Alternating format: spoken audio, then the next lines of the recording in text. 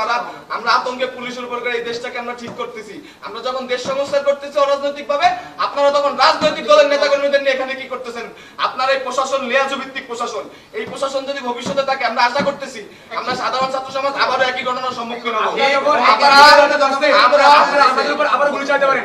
আজকে আগের দিন আপনারা লীগের হয়ে গুলি চালাচ্ছেন, এর পরবর্তীতে আপনারা হয় বিএনপি অন্য কারণে গুলি চালাবেন। ভাই একদমই আপনাদের জুনিয়র অফিসাররা কেন স্বতন্ত্র কমিশন চায়? তারা কেন বলছে যে আপনারা আমাদেরকে স্বাধীন করুন? কারণ তারা জানে আবার যখন নতুন রাজনৈতিক দল আসবে, আপনারা সেই নতুন রাজনৈতিক দল যদি চাপে পড়ে তাদের আপনারা আবার আমাদের বুকে গুলি চালাবেন।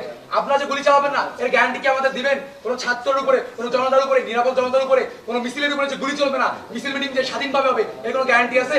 একটা দল মাত্র রক্ত শুকাইতে পারেনি, তার ভিতরে আপনারা সমাবেশ শুরু করছে, আপনারা তাদের সাথে বসা শুরু করে দিচ্ছেন। কেন এগুলো কেন?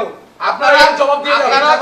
আমরা বলি, শুনেন আমি বলি, আমাদের দরকার প্রথম কথা প্রশাসন আমরা চাই, তবে আমরা প্রশাসনের যে নৈতিকতার যে অবক্ষয় দেখেছি, স্পেশালি আমি পুলিশ বাহিনীকে বলবো, তাদের এই নৈতিক অবক্ষয়ের কারণে আজকে পুলিশ প্রশ্নবিদ্ধ, এবং আমরাও এই ক্ষেত্রে ব্যতীত যে আমাদের অনেক পুলিশ মারাও গিয়েছে। বাট তাদের এই নৈতিকতা যদি থাকতো তাহলে আজকের এই সিচুয়েশন দেখা লাগতো না।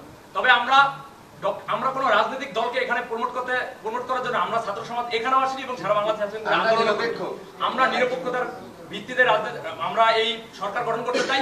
এবং পুলিশ বাহিনীকে আমরা বলবো যে আপনারা যেই ধরনের নেতৃত্ব দরকার বা যে নৈতিকতা থাকা দরকার, সেইটার ভিত্তিতে আগামী দিনে কাজ করবেন। আমরা অবশ্যই প্রশাসনকে চাই, প্রশাসনকে আমরা তো কোনোভাবে ধিক্কার বা ঘৃণা জানাই, লেয়াজভিত্তিক প্রশাসনকে ধিক্কার জানাই।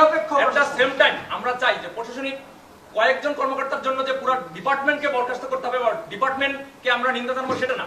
আমাদের অবশ্যই প্রশাসন দরকার আছে, প্রশাসন না থাকলে বিশৃঙ্খলা বাড়বে, এটা আমরা সবাই জানি। আমরা ছাত্ররা তো আর এই মাঠের দায়িত্ব নেব না, আমাদের পড়াশোনা আছে। তবে এই লিয়াজভিত্তিক প্রশাসন আমরা কখনোই চাই না, এবং এই বাংলার ছাত্র সমাজ কোনোদিন মেনে নেবে না। আজকে আপনারা যদি রাজনৈতিক নেতাদেরকে ইনভাইট করতেন তাহলে আমাদের কেন রাখছেন?